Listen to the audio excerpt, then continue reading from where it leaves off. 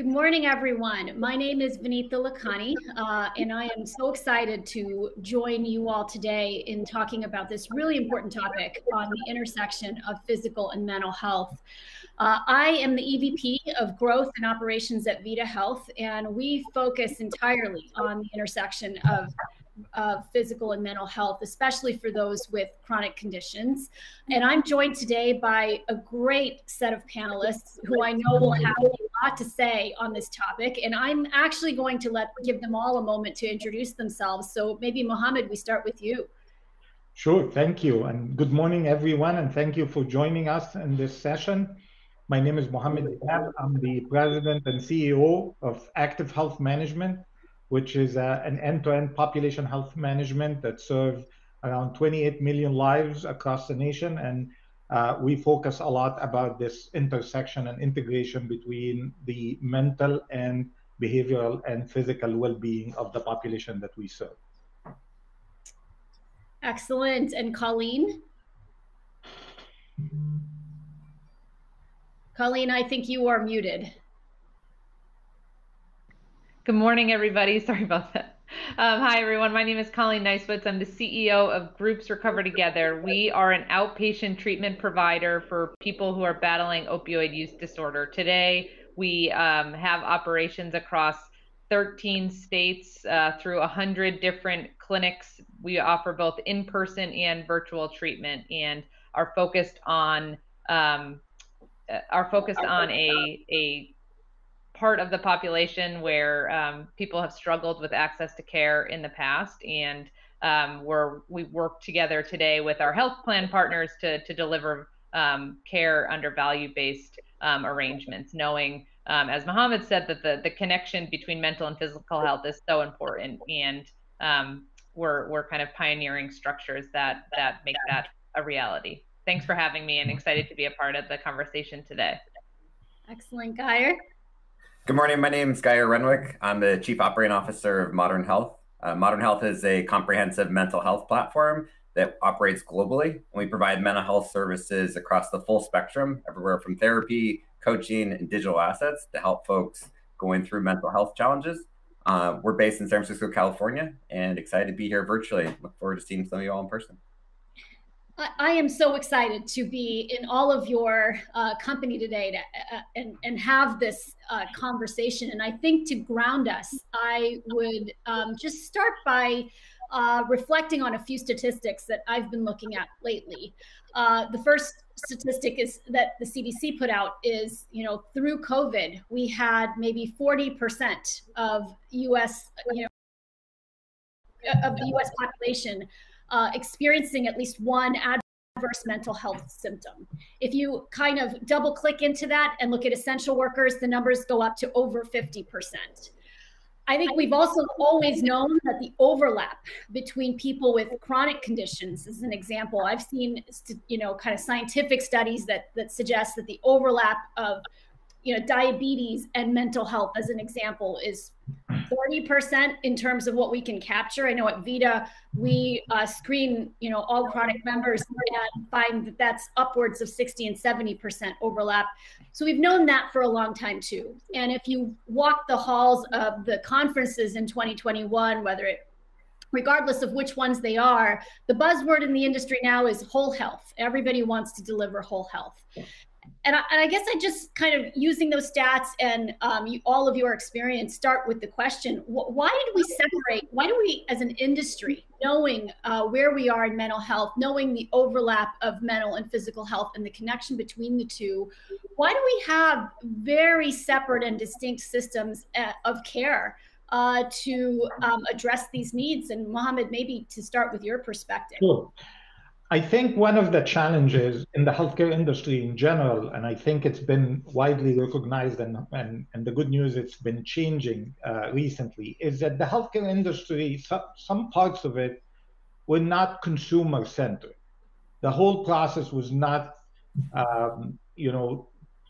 focused on the consumer and the specific need of the consumer. That's why you see these silos that is driven sometimes by better unit cost or by better ease of implementation or ease of operation. And I think recently has changed, and I think COVID helped us and was an eye-opener to some of these statistics that you're talking about, that, you know, significant portion of the population that have medical condition, I think like 30% of them have, you know, a comorbidity of behavioral health or mental health issue. 70% of the folks with mental health disorder has at least one medical condition. And when you, like, to your point, that statistics is scary when you see that 1 in 4 young adults contemplated suicide in the month of June this year. That becomes an eye-opener that we need to think of it, you know, and approach this completely differently when we focus on the consumer of healthcare as a, you know, holistically, and understand that the clinical care is just a very small part of the whole picture. There is the social determinants of health that have a huge impact. There is also the behavioral and mental challenges that they are facing, and we need to approach this holistically. And the data is very compelling when you also look at the impact on medical costs. When you look at the folks that have chronic condition with a comorbidity of behavioral health issue, and Milliman published a study that showed that the medical cost doubles in this population. Yep. So there is a financial incentive for this integration and the whole person care, and there is also the societal impact. And you're not going to be able to address the chronic condition without addressing the behavioral health, because if the patient is depressed or have an anxiety, typically they will not comply with the treatment plan, they will not adhere to the medication, and vice versa. So I think that good news is that the perception and the approach in the industry is changing. And like you said, the new buzzword is whole health care, and the multidisciplinary care team dealing with the human being and addressing all the. Yeah, and I want to pick up on a couple of the themes you mentioned. You know, we absolutely, I think all of us would agree, haven't approached healthcare in a consumer-centric way. But it is interesting because the science would suggest that really addressing mental and physical health together is important from a quality of care perspective, from a cost perspective. But yet, you know, we are a very fragmented, you know, system of care in this regard. And so I'd love, you know, to get a little bit more perspective. Colleen, you know, how did we get here? How do we produce a system that thinks that a single person, their mind and their body are two separate things? Yeah, I think it's grounded a little bit in stigma. Historically, there was so much stigma around the mental health component of whole health. And because of that, it was difficult because of that understanding, like systems were created and infrastructures were created to handle it as something that was just on the side, that was not included in the whole health.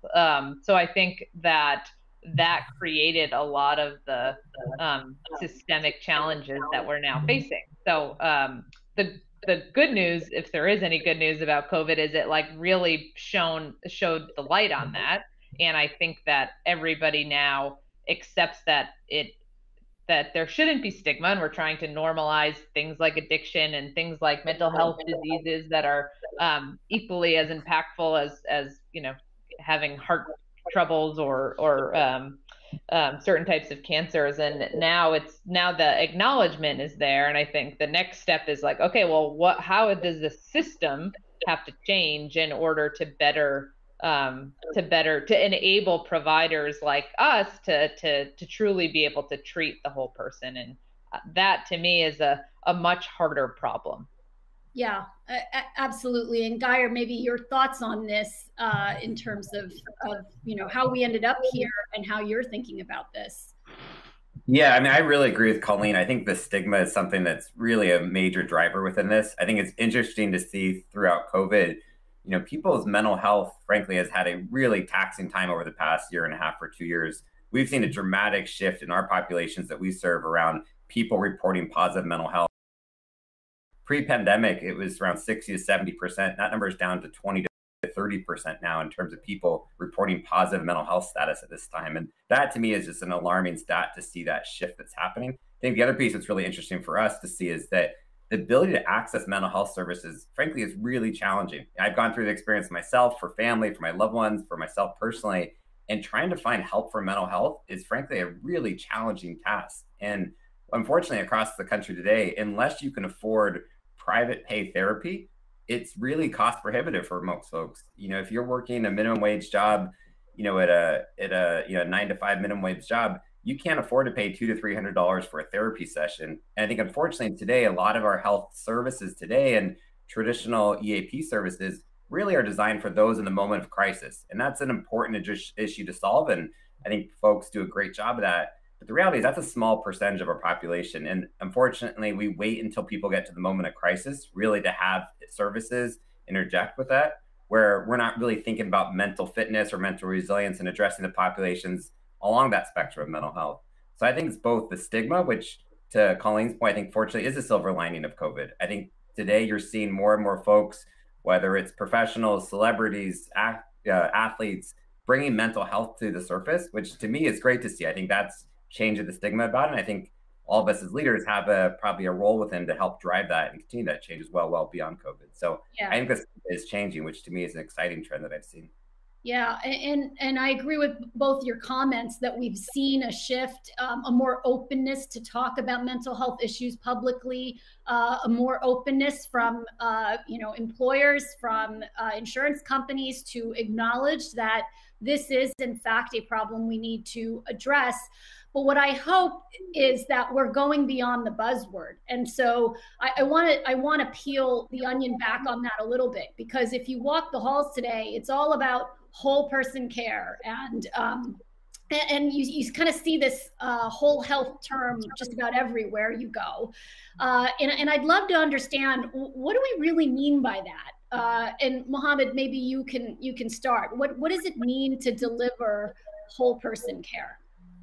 Yeah, I think it's, in my mind, it's again, if you approach the care from the consumer point of view, right? Understanding what's going on in their lives, what is the socioeconomic status, what is the social determinant of health, what is going on in their life, what is the family dynamic. And we now have access to a lot of data that we didn't have before. And the analytics around and the AI and machine learning and understanding what, you can get a good understanding of the what is surrounding and what's happening in the environment where this human being live and work and raise their family. So I think it's start with collecting the right data and analyze it and identify the opportunities that when you perform an intervention and reach out to the folks, you really have a multidisciplinary care team, right? So you have the behavioral health specialists, the primary care, the nurses, the pharmacists, the nutritionists, the whole primary care, the whole multidisciplinary care team to really try to address everything. Because if you try to address only the medical component or the clinical component without addressing the other issues, your success is going to be very limited. And I think, part of the challenge, and back to your point about why we got here, I think the fee-for-service was not helping. This transactional fee-for-service reimbursement for care was not helping. But now with the value-based care and with the government and the other payers are really getting more and more into the value-based care, where the care team is responsible and accountable for total medical cost.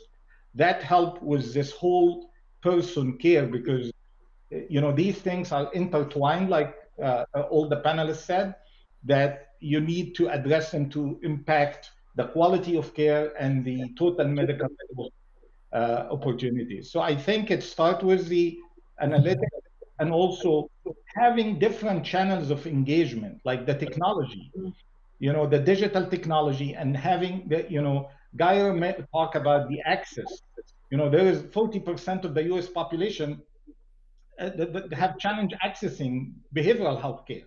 So having these digital tools that actually combine physical and behavioral well-being together, and use them for, you know, providing easy access, convenient to people in rural areas who doesn't have access traditionally, and combine that with a multidisciplinary care team and a quarterback of care, which is a primary care, to make sure that the patient needs get met holistically. Like I remember Harvard Business School did a study that showed that, you know, and this was like 10 years ago, that the primary care physicians spend around 17 minutes with their patient. And if their patient complain about any behavioral health issue, that buy them 1.7 extra minutes, right? Because again, it's Yeah. the transactional fee-for-service that doesn't allow the physician to spend more time and really understand and pull the right resources. And now with the value-based care, and that changed this dynamic. Yeah, and I think we've been at this as an industry for some time now. The notion of having an interdisciplinary care team, there's a lot of research out there that would suggest that coupled with primary care, having mental health resources, social workers, therapists, even access to psychiatry integrated with in a primary care setting is something that produces great outcomes, right? I think we've seen research that would suggest that, but ubiquity in that kind of a care model, we are far, you know, from that kind of situation. And I'm curious, Colleen, when you think about whole health, you know, how do you think about it, and how do we create a more unanimous care model that is accessible to everyone? You're on mute again, Colleen. Oh my goodness, it's like I don't do this all day, every day. Sorry, guys. I was just hearing a little feedback and didn't know if it was me, so sorry. So for us, it starts with the interdisciplinary care team. And I think that's the foundational element of how we at groups deliver care and how we think about the question more broadly. I think the reason why we are, so one of the things that we are most proud of is the clinical outcomes that we're able to deliver. So we help keep our patients, we call our patients members, in treatment 2 to 3 times the industry average. And we believe that it's because we're able to deploy this care team. And the reason why we're able to deploy the care team is because we've worked with our health plan partners to contract for value versus in a fee-for-service context. And what that does is it gives us the ability to do what's right for our members when they need it, and not more than that or not less than that. And to me, like being able to allow providers to make those decisions, like you have to be able to still understand how you're going to run your business and get paid for the services. So for us, the way that we've made it work is through these value bundle like contracts, but they only work when the system is incentivized to do it. So where we really struggle at groups is when at the payer level, behavioral health and physical health are kind of not the same entity, and they're carved out. When that happens, our positioning, we struggle to provide value to payers, because what we believe through our care model is like we help reduce the total cost of care for this incredibly costly population. But if you're only trying to sell that to a behavioral health carve out, like they don't care. They're incented to care about managing their budget and the cost of their services within that line of business. So I think to answer your question more broadly, like we need more of the payer dynamics to move forward, to find ways to have those two entities play together, benefit from one another, etc. And today, like there are lots of situations where that structurally is not the case. Yeah, and it makes it really hard for providers like us and many others who have this interdisciplinary approach to be able to deliver care in a way that's, like, quite honestly, financially viable. So and has the right incentives. What you're saying really resonates. I mean, once upon a time living inside of a payer, you look at these things as, okay, here's the behavioral health cost. That is the carve out. Here is the, the kind of total cost from a medical and pharmacy standpoint. And that's a different bucket. And the interventions that address the two of them are separate interventions, right? And so if we're trying to invest in a mental health intervention to drive down costs, well, you really can't put that intervention on people who have no utilization in mental health in the first place, which effectively suggests you really can't actually address things until they are a crisis, right? Until you start seeing inpatient spend and utilization, you really can't invoke invoke an intervention. So that really makes sense, but it's a tough problem to solve from an economic standpoint. I'm curious, Geir, from what you've seen focused on mental health, how do you make that total cost picture come to the surface and address it? Yeah, no, I think it's a great point. I absolutely agree with you. I think that we treat those different budgets as completely separate. And the reality is if someone is going through depression, they don't eat as well, they don't exercise, they don't take their medication. And so the reality is those are incredibly correlated. And on the opposite side, you're seeing folks going through chronic condition, suffering with mental health and not addressing that piece. So I absolutely agree with you. I think in terms of the economics, part of the issue is that we really, I think as a society, focus on psychiatry and therapy as the solution for people's mental health. And I think what's interesting is if you look at people's preference and modalities, psychiatry and traditional therapy one-on-one, in some ways is a very inconvenient form of getting the help that they need. I think what's exciting recently is telehealth has changed that. It's a lot easier to jump on a Zoom and have a therapy session in the middle of the day or after work than it is leaving work to drive to a therapist and taking that time out of the day. So I think, first of all, it's been interesting to see telehealth drive increased utilization. And I think some of the panelists also mentioned just access. I mean, there's many people across the country that don't have psychiatrists within the counties that they live in. And so the option of driving 20 to 30 minutes just to get the help they need has now changed because we're providing virtual and digital care as well. I think what's interesting in our experience at Modern Health too, is we've looked at what other forms of modalities do people want in outside traditional therapy. And it's really interesting at a global level and even different demographic level, certain folks, the willingness to jump to therapy is a big jump in someone's kind of step to say they need help within their mental health care. We've offered things like coaching as well. And coaching could be mental health coaches, they could be wellness coaches, fitness coaches, financial coaches. All those things have a tremendous impact on mental health. And the reality is coaching is a lot more economical solution. It's really interesting. We've done some studies around, for example, men over the age of 40 are twice as likely to say, I want to see a mental health coach than I want to go see a therapist. And that goes back to the stigma. The reality is there's a stigma still about saying, I want to see a therapist and get the help they need. And so from our view, offering coaching is an interesting step that maybe is a step towards going towards mental health. And it could be psychiatrists, it could be therapy, but maybe it's just really meeting people and the needs of where they are today. I think the other piece we're looking at too is what other forms of modalities are people interested in? Is it group digital therapy? Is it even just digital content? We do a lot around providing daily access to whether it's meditations or anxiety type experiences where you can go through and actually get digital almost courses or content that you can ingest literally a minute a day or up to 30 minutes a day. And I think that's another interesting play is how do you really think about a spectrum? We think about a spectrum of mental health from green to yellow to red.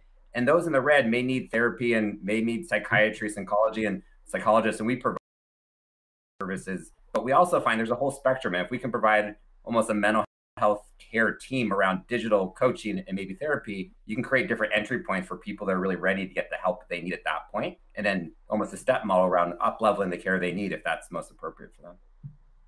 Yeah, and I just picking up on that theme, because I think effectively underlying what you're saying is the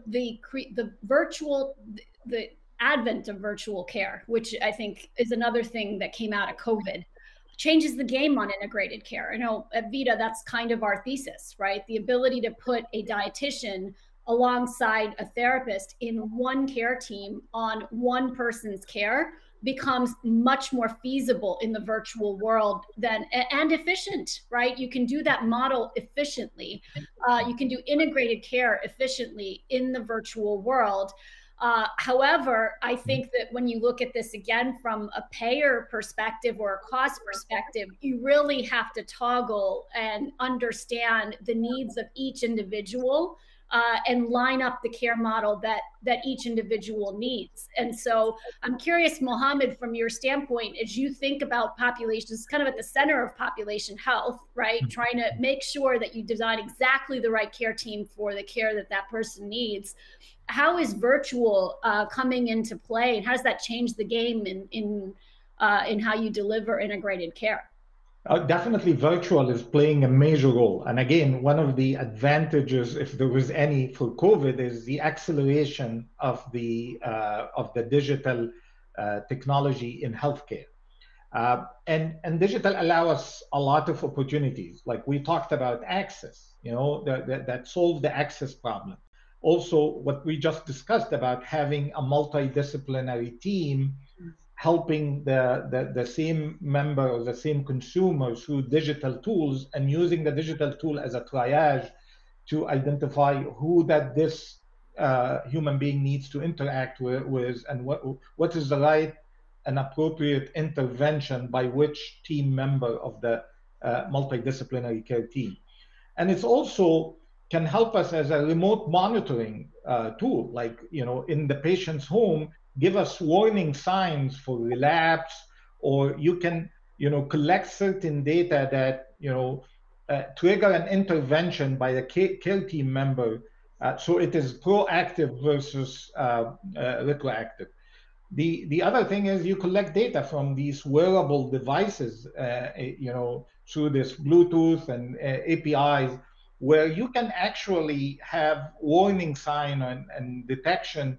Somebody who's like now sleeping more and doesn't have any activity anymore, doesn't get out of the house. Maybe this is a sign of depression or an anxiety, and now you need to do an intervention. You reach out, you send push notification to say maybe you want to talk to a friend or something like that.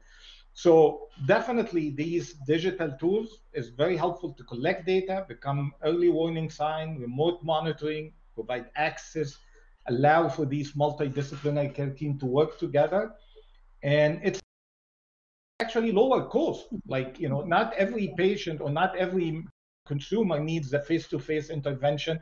Like Guy was saying, this allow for an alternative that is lower cost and efficient, and take away the stigma also that we talked about earlier, because now the member would not have to walk into a facility or be seen in the waiting room of a mental health facility. They can actually do that interaction in their home without the stigma that comes with it. So I think the digital tools are very useful, and I see the role is increasing and accelerating. And the utilization of, we have digital assets where we interact with our member. The utilization is increased drastically during the last year and a half, because people are engaging more with digital solutions. Yeah, that's great to hear. And Colleen, especially in kind of the areas that you address, I'm curious how addiction previously, finding care was a problem, and then now using virtual tools. How has virtual played a role in what you're able to deliver? So it's absolutely expanded access. So we're now able to be an option for people who weren't, within a 50-mile radius of one of our clinics. And we believe that it's a complement to our model going forward. Interestingly, in substance use disorder broadly, there's been a ton of new market entrants that are only providing their services virtually. And our perspective is there's a role for each, but we feel strongly that we're going to offer both going forward, because some folks benefit more from in-person treatment, depending on their severity, depending on their many factors. So it's been a huge help in terms of removing barriers to treatment. And it's something that we believe is going to continue to play a very large role in our model going forward. But we also, at the same time, are moving forward with having in-person offerings as well, because we haven't talked too much about how we do what we do, but one of the core foundational elements is building communities and providing therapy in group sessions. And that is oftentimes challenging to be delivered via Zoom or over Ring Central or whatever the tool is. So I think it's absolutely helps expand access and will continue to remove barriers. And we're excited to keep it as a component of our treatment model going forward. Yeah. So yeah, I think we're clearly the access benefit of virtual. What about the integration part, Geyer? Like, how does virtual help you integrate mental health with physical health more? Yeah, I think one thing that we've seen, I think through this time as well, is just a really high engagement of members as well. I think if you're offering different modalities across their care, the engagement we've seen is dramatically different. You know, most EAP providers, you're talking about 2 to 3% engagement across the population. For us, you know, we get 20 to 30% of our members actively engaged. I mean, on a weekly basis, they're logging and ingesting and taking different forms of content as well. And so I think that engagement to me is an interesting piece that we've seen. I think the other piece I'll say too is around that is I think Mohammed mentioned this as well, is the data that we can capture because you drive that high engagement, to me is a really interesting place that we can actually capture for us on our platform. We do things like the WHO-5 and the GAD and PHQ, looking at depression and anxiety and overall wellness. And we're capturing that, frankly, on a weekly basis from our members. We're recapturing that data, and to be able to give that back to, I think, health plans or folks trying to address the physical health is amazing insights to data as well. I think to me, the data piece is a really interesting piece. If you can drive really high engagement through digital intervention, that's the type of data you don't get on traditional health. You don't go see a physical doctor usually on a weekly basis, but if we can capture that data and give that back, I think to Mohammed's point, you can have intervention much faster because of that. So to me is exciting to see is how do we drive integration of feeding mental health data back to traditional health plans? And then on the opposite side as well is how do we start adding mental health services proactively to folks? When someone's going through diabetes or going through, you know, some type of cardiac event, we know they're more likely to suffer from mental health. And so how do we drive intervention is where proactively, so you're actually helping from a health plan perspective, decrease the cost of care by having mental health services being added proactively. And so I think that exchange of data then becomes a really powerful way to really drive that. Absolutely. And I'd add another point from a Vita Health perspective. What we've observed is you can uncover so much more undiagnosed mental health when in the virtual environment, simply because there's, you know, now technology that helps you do that. So you pair someone, they come in, we acknowledge that not everybody's going to want to opt in to doing mental health coaching or therapy. And sometimes you really need to address what is, you know, what is the issue at hand. So it, you know, perhaps it is really managing diabetes, perhaps it is managing obesity, and you're pairing the person with the dietitian. And through the course of what they're saying to the dietitian, through natural language processing, through cues that a dietitian can pick up in the virtual setting, you can detect undetected mental health and really help build that trust that you weren't in the past. So you actually pick up on this a lot more in virtual than in non-virtual. The question though is virtual here to stay, right? Was it just you hear it from the health plan statistics, there was a pretty significant surge in the utilization of virtual primary care visits and virtual visits in general through COVID, but it started to kind of go back to baseline, maybe more so on the physical health side than the mental health side, kind of post-COVID. So I'm curious your perspectives. Is virtual here to stay, and can we really count on it as the modality that's going to break through the need for integrated care? It's interesting in our world. I literally just got off a call with our some advisors that we use who are helping us monitor like the rules and regulation of what we can and cannot do virtually, and like everybody's on the edge of their seat being like, can I continue to, for us, like provide end-to-end care virtually, or are we going to have some part in person? And I think the North Star is yes. And I think some of the articles that I've read have been more about like, yes, we've seen a drop off in overall virtual treatment, but where it's stayed is in behavioral health pretty consistently. So I think it's up to me, my assessment is it's up to the regulators to make lasting changes out of some of these kind of emergency declarations that have enabled providers like us to change the way that we operate going forward. So everybody's at the edge of their seat hoping that it stays, but we need, I know specifically in substance use disorder treatment, we need certain, federal, state level regulatory bodies to take a little bit more of a definitive stand before we know if it's going to stay. Yeah, absolutely. And I know we're down to just a few minutes left. So maybe I'm going to ask for some closing comments here in terms of what we think this is going to look like over the next 5 to 10 years. So Mohammed, what do you think integrated care is going to look like over the next 5 to 10 years? I think it's going to accelerate more and more. Like we all talked about, the more value-based care is going to be expanded in the healthcare industry, the more you will find these integration happens, because folks who are accountable and responsible for the total quality of care and total cost of care will realize immediately that you cannot divide the human being into sections based on operation or operating model. So the more, like Colleen mentioned, the way they are doing it, the more you have value-based care, the more you're going to have the integration enhanced.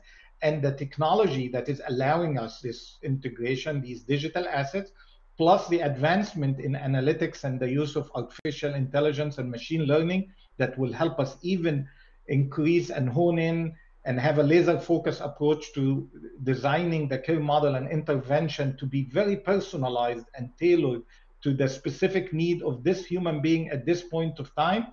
So I think this integration is going to intensify and is going to be accelerated with all these factors: the value-based care, the technology and digital assets, and the analytics enhancements around AI and machine learning. Geyer?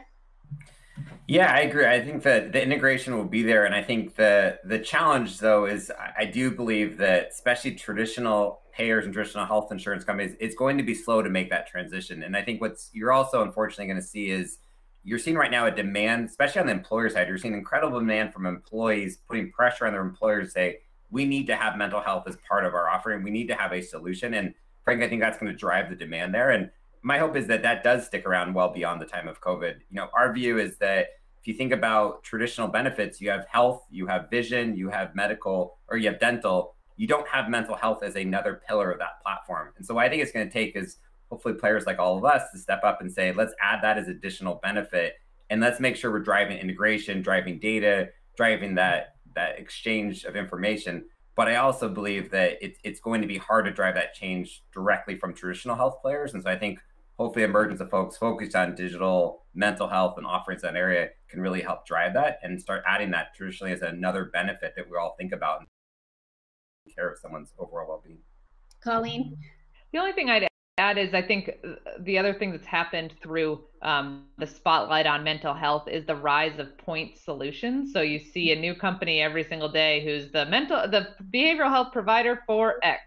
And the other thing that I expect to happen over time is like the silos have to break down, and we have to figure out a way to be able to treat people holistically. So I imagine there will be changes in how the market is structured and how the players are providing care in the future as well. Yeah, and I would agree with all of you. I am, very optimistic that the notion we can really finally carry forward the notion of integrated care, of really putting the care for the physical and the mental together in care team models in an efficient way, leveraging the data as Mohammed described. I'm extremely optimistic. It feels like the stars are aligning in that direction, and just looking forward to unifying various stakeholders across the industry in that endeavor. So exciting times, and thank you all for joining this discussion today. Thank you. Thanks for having us. Thank you very much.